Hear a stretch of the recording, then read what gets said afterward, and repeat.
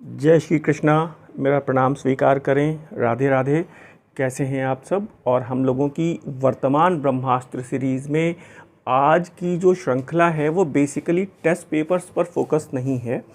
एक छोटा सा टॉपिक है अश्वमेध यज्ञों का इतिहास। हमेशा कभी कभी ऐसा पूछा गया है कि ये बताइए पहला अश्वमेध यज्ञ किसने किया, अंतिम अश्वमेध यज्ञ किसने किया, या फिर इतिहास में सर्वाधिक अश्वमेध यज्ञ करने का श्रेय किसको प्राप्त है। तो इस तरह के कुछ टेक्निकल प्रश्नों को हैंडल करने के लिए आज मैंने केवल एक छोटा सा टॉपिक आपके लिए लिया है, जिसमें विस्तार से जितने भी अश्वमेध यज्ञ अब तक हुए हैं इतिहास में, आपके लिए परीक्षा की दृष्टि से उपयोगी हैं, उनको मैंने शामिल किया है। तो आप लोग जितनी जल्दी हो सके क्लास में आइए, क्योंकि एक भी पॉइंट छूटना नहीं चाहिए। और आप देख पा रहे हैं और ये टॉपिक आपके सामने है, अश्वमेध यज्ञों का इतिहास, है ना। तो चक्रवर्ती आदर्श की प्राप्ति के लिए किया जाने वाला जो यज्ञ होता था, अश्वमेध यज्ञ किया जाता था। और पौराणिक अनुश्रुतियों की अगर हम बात माने, केवल ये पौराणिक अनुश्रुतियों की बात हो रही है, तो मनु को प्रथम यज्ञकर्ता माना गया है। पौराणिक अनुश्रुतियों की अगर हम बात माने तो ये मनु को प्रथम अश्वमेध यज्ञकर्ता माना गया है। ये बात क्लियर हो रही है। लेकिन ये पूछा जाता है कि ऐतिहासिक काल में किस शासक ने पहला अश्वमेध यज्ञ किया। तो ऐतिहासिक काल में प्रथम अश्वमेध यज्ञ किसने किया, प्रथम अश्वमेध यज्ञ करने का श्रेय आपको पता है, वो शासक है पुष्यमित्र शुंग, है ना। और ये जो अश्वमेध यज्ञ हुआ वो करवाया पतंजलि ने। और जो ऐसा भी प्रश्न आया है कि अश्वमेध यज्ञों का प्राचीनतम अभिलेखीय साक्ष्य कहाँ मिलता है, तो वो उसके अयोध्या के राज्यपाल धनदेव का अयोध्या अभिलेख है। ये ध्यान देना होगा आपको, है ना। हमेशा पूछा जाता है। और ये पूछा जाता है कि कितने अश्वमेध यज्ञ किए, तो इन्होंने 2 अश्वमेध यज्ञ किए। पुष्यमित्र शुंग ने 2 अश्वमेध यज्ञ किए, अयोध्या में किए, पतंजलि ने करवाया। तो पौराणिक अनुश्रुतियों में पहला यज्ञकर्ता मनु, ऐतिहासिक काल में पहला अश्वमेध यज्ञ पुष्यमित्र शुंग के द्वारा। मौर्य वंश के बाद जब एक बार पुनः वैदिक मान्यताओं की पुनर्प्रतिष्ठा स्थापित हुई, तो अश्वमेध, राजसूय और वाजपेयी यज्ञों की परंपरा फिर से शुरू हुई। और ये देखिए सामने ही है, ये कह रहे हैं कि अश्वमेध यज्ञ के लिए अयोध्या अभिलेख प्राचीनतम अभिलेखीय साक्ष्य प्रस्तुत करता है, ठीक है ना। अश्वमेध यज्ञ का प्राचीनतम अभिलेखीय साक्ष्य प्रस्तुत करता है। और ये भी एक इम्पॉर्टेंट बात है कि अयोध्या का प्राचीनतम उल्लेख कहाँ है। ये हमेशा ध्यान देने की बात है, ये प्रश्न आया है अक्सर करके।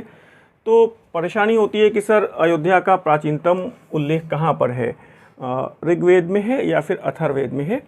तो मेरी जानकारी के अनुसार ये ऋग्वेद में मिलता है। और फिर एक प्रश्न ये पूछा जाता है कि सातवाहन वंश में किसने किया। तो अक्सर करके कन्फ्यूज़न होता है कि सातवाहन वंश में जो महाप्रतापी शासक है, क्या नाम है उसका, गौतमीपुत्र शातकर्णी ने किया, लेकिन गलत बात है ये। आप ध्यान रखिएगा, सातवाहन वंश में शातकर्णी प्रथम ने अश्वमेध यज्ञ किया। शातकर्णी प्रथम ने किया है, इस बात को याद रखिएगा, गलती नहीं होनी चाहिए। इसी तरह अभी 2-3 और ऐसे डाउट वाले प्रश्न आपको मिलेंगे, क्योंकि गलतियां हो रही हैं। और ये प्रश्न नेट में भी आया है और असिस्टेंट प्रोफेसर की परीक्षा में भी कहीं पर आया है कि उत्तरकालीन गुप्त वंश में, जैसे एक गुप्त वंश है और फिर एक उत्तरकालीन गुप्त वंश है। आपने ध्यान दिया होगा, जैसे एक मौर्य काल है, मौर्य वंश है, और एक कोंकण के मौर्य, वो अलग है, वो वंश उन मौर्यों से अलग है। तो यहाँ पर ये जो उत्तरकालीन गुप्त वंश कहा जाता है, आदित्य सेन का नाम याद रखिएगा, इसने 3 अश्वमेध यज्ञ किए हैं। ये बहुत इंपॉर्टेंट बात है। पुष्यमित्र शुंग ने 2 किया, आदित्य सेन ने उत्तर गुप्त वंश का 3 अश्वमेध यज्ञ किए। और फिर ध्यान दीजिएगा, वाकाटक वंश में प्रवरसेन प्रथम ने कितने किए, 4 किए।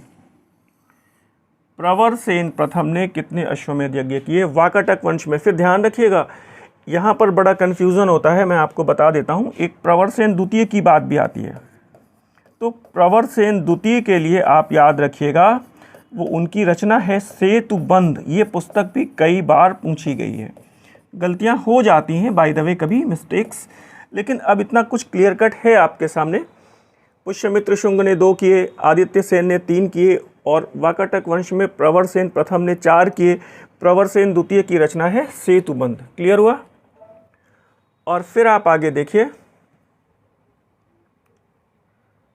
चालुक्य वंश में, और फिर यहाँ पे कन्फ्यूज़न होता है कि चालुक्य वंश का जो महाप्रतापी शासक है वो पुलकेशिन द्वितीय है, लेकिन जो अश्वमेध यज्ञ किया है वो पुलकेशिन प्रथम ने किया है।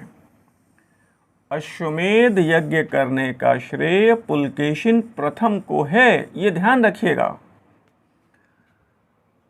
किसी भी दशा में पुलकेशिन द्वितीय नहीं है।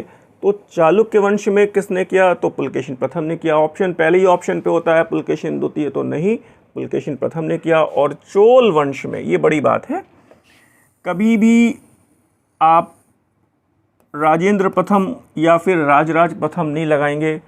चोल वंश में एकमात्र शासक राजाधिराज प्रथम ने अश्वमेध यज्ञ किया। चोल वंश में एकमात्र शासक राजाधिराज प्रथम ने अश्वमेध यज्ञ किया। चोल वंश में केवल एक ही शासक हैं और उनका नाम है राजाधिराज प्रथम। मुझे उम्मीद है आपने अब तक या तो नोट किया होगा या स्क्रीनशॉट लिया होगा। सारे अश्वमेध यज्ञ हैं इसमें, ध्यान रखिएगा। अब एक बड़ी बात है, थोड़ा गौर करिएगा। मयूर शर्मन, अगर ये पूछा जाए कि भारतीय इतिहास में सर्वाधिक अश्वमेध यज्ञ, मैक्सिमम नंबर ऑफ अश्वमेध यज्ञ, तो वो मयूर शर्मन है और इन्होंने 18 अश्वमेध यज्ञ किए। ठीक है। अब जैसे एक बात और बताते हैं, गुप्त वंश में समुद्रगुप्त ने अश्वमेध यज्ञ किए और उसकी एक उपाधि है समुद्रगुप्त की, अनेकाश्वमेध याजना। अनेकाश्वमेध याजना, अनेकों अश्वमेध यज्ञ करने वाला। लेकिन ये डिसाइड नहीं है कि वो अश्वमेध यज्ञ 18 से ज़्यादा हैं, कम है, अनेकों हैं। अब कितने हैं ये संख्या डिसाइड नहीं है। यही कारण है, ये माना जाता है मयूर शर्मन ने सर्वाधिक संख्या, फिक्स है चूंकि 18 अश्वमेध यज्ञ किए। क्लियर हो रहा है?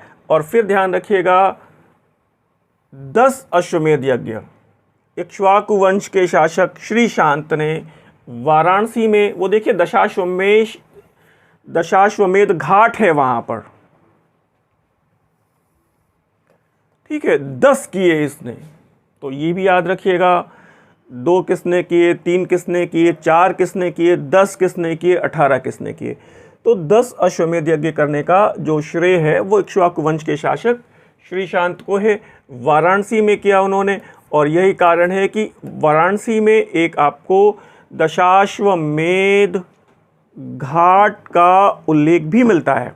फिर आपको ये ध्यान देना चाहिए, भारशिव वंश के एक शासक हैं भगनाग, काशी में इन्होंने भी दशाश्वमेध घाट पर 10 अश्वमेध यज्ञ किए। तो अब आपके पास 10 अश्वमेध करने वाले 2 शासक हुए, एक श्री शांतमूल और दूसरे हैं भगनाग। क्लियर हो रहा है? डाउट क्लियर हो रहा है? नोट कर रहे हैं? मुझे एक बार रिप्लाई कर दीजिए। ये प्रश्न, ये टॉपिक बड़ा इम्पॉर्टेंट है। इतनी चीज़ें एक जगह पर एक साथ मैंने आपको डिलीवर करी हैं, इसी उम्मीद के साथ कि परीक्षा में अगर कभी यहाँ से एक प्रश्न पूछा जाए तो गलत ना हो। तो अब अनेकाश्वमेध याजना की जो उपाधि है ना, वो समुद्रगुप्त की है, गुप्त वंश का शासक है समुद्रगुप्त, अनेकों अश्वमेध यज्ञ करने वाला। तो समुद्रगुप्त की उपाधि है और ये प्रभावती गुप्त के पूना ताम्रपत्र अभिलेख में उसको अनेकाश्वमेध याजना कहा गया है। अब समस्या ये है कि कितने यज्ञ किए उन्होंने, ये हमें पता नहीं है। क्लियर है? अनेकों किए, लेकिन कितने किए ये पता नहीं है। वो 18 से ज़्यादा भी हो सकते हैं, 18 से कम भी हो सकते हैं। क्लियर हो रहा है? अब यहाँ पर ये देखना है कि गुप्त वंश में किसने किसने किया। तो समुद्रगुप्त ने किया, ये तो क्लियर ही है। चंद्रगुप्त द्वितीय विक्रमादित्य ने किया, ये भी क्लियर है। और कुमारगुप्त प्रथम ने किया, ये भी क्लियर है। ठीक है, गुप्त वंश में समुद्रगुप्त, चंद्रगुप्त द्वितीय विक्रमादित्य, कुमारगुप्त प्रथम ने अश्वमेध यज्ञों का संपादन किया। कभी कभी ऐसा भी आता है कि किसने नहीं किया, तो ढूंढ के आपको निकालना होता है, तो आप देख लीजिए। और अंतिम अश्वमेध यज्ञ करने का श्रेय अंतिम बार वो जयपुर के शासक हैं सवाई मिर्जा राजा जयसिंह। वो हैं सवाई मिर्जा राजा जयसिंह। क्लियर हो रहा है? मिर्जा राजा जयसिंह ने अंतिम बार अश्वमेध यज्ञ किया। फिर उसके बाद शासकों के द्वारा अश्वमेध यज्ञ करने की परंपरा लगभग निष्प्राण सी हो गई। तो ये कुछ ऐसे विशेष आपके पास इंफॉर्मेशन है जिनसे आपको अश्वमेध यज्ञों के बारे में जानकारी मिली है। और अब आइए थोड़ा सा दो विशेष प्रश्न मैं आपसे डिस्कस कर दूं। आपने ही ये प्रश्न भेजा है मेरे पास, इसलिए मैंने इन प्रश्न को शामिल कर लिया।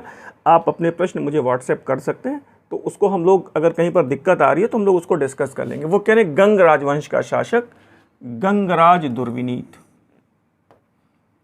गंगराज दुर्विनीत के द्वारा रचित व्याकरण ग्रंथ का नाम बताएं।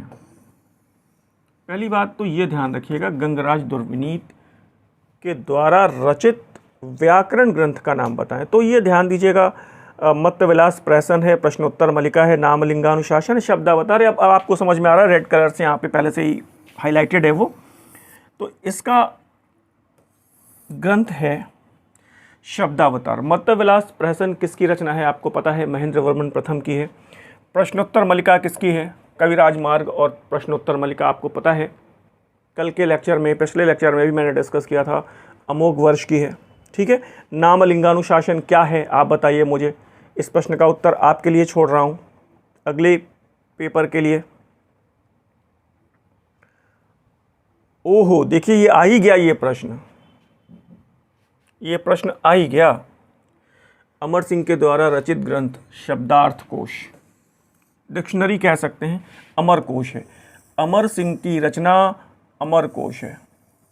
ठीक है, और वो मूलतः किस नाम से जानी गई है, तो यहाँ पर रेड कलर से लिखा हुआ है नामलिंगानुशासन त्रिकांड, या नामलिंगानुशासन, या उसे त्रिकांड भी कहा गया है। और बाकी आपने यहाँ पर देख लिया, वो अन्य ग्रंथ हैं। शब्दावतार के बारे में आपको भी पता ही चल गया है। तो फिलहाल एक सामान्य ढंग से इस छोटे से लेक्चर में आपके द्वारा प्रेषित 2 प्रश्नों को मैंने शामिल किया और एक टॉपिक मैंने आपसे डिस्कस किया। हो सकता है भविष्य में इस टॉपिक से एक आध प्रश्न, अक्सर चूंकि पूछा जाता है तो एक आध प्रश्न हो सकता है कभी किसी परीक्षा में मिल जाए। यही उम्मीद करता हूं कि आप सब जल्दी से अपना सिलेक्शन सुनिश्चित कर पाएँ। मैं पूरी तरह से प्रयासरत हूं क्लास में बैठने के लिए। इतना धैर्य से सुनने के लिए आप सभी का हार्दिक धन्यवाद। मुझे विदा दें। धन्यवाद, नमस्कार।